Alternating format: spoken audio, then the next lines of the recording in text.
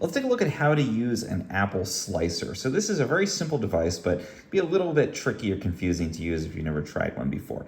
So we've got these little blades on here. What we're gonna do is take our apple, I've washed this already, we're gonna put it down on a cutting board, and then we wanna center the core part of this, because this is really a core or end slicer, around the core of the apple. So you gotta make sure it's right in the middle, and we've got it basically centered like right over the stem on the top of the apple. Make sure it's perfect, because otherwise you'll get a little bit of the core in there. And there's nothing wrong with that necessarily, it's just doesn't taste great. So we're gonna put that down there, and then we're gonna use two hands, keeping our fingers well away from the blades. We don't want them under here, we want them safely up at the top. And we're gonna press down on this. You gotta put quite a bit of weight into it, really, to get this to slice. And we're gonna slice all the way through. I like to go all the way through that.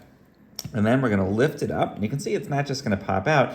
We're gonna actually use our thumbs and just very carefully, again, avoiding the blades, pop those nice apple slices out. So now we've got this nice sliced apple. We can have that with some peanut butter or some honey or just plain. And then we've got our core that's stuck in there. So this can be a little bit tricky. What I like to do is you can just gently rotate it and pull it out. If you try to just pull it, it can actually snap off in there, and then that can be even more annoying. So remember, just rotate and pull it out. Again, keeping your hands far away from the blades.